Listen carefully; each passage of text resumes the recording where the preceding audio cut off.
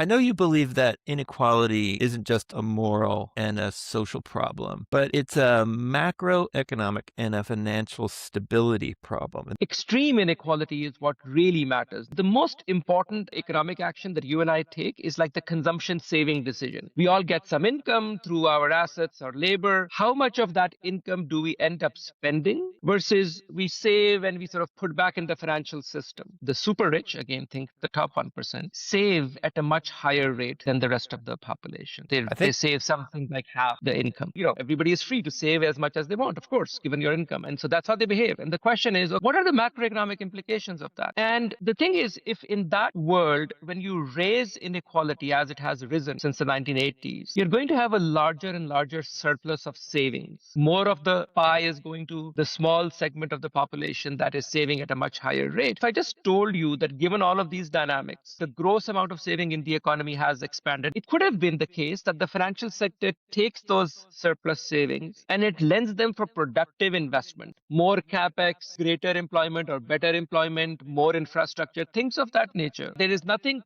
theoretically stopping the economy from doing that. The question now still remains. Now you have these hundreds of billions of dollars in surplus saving. If you cannot put it to productive use, it still needs to go somewhere. If it does not go anywhere, the whole system will literally collapse. We economists use jargon like liquidity trap, secular stagnation, things of that nature.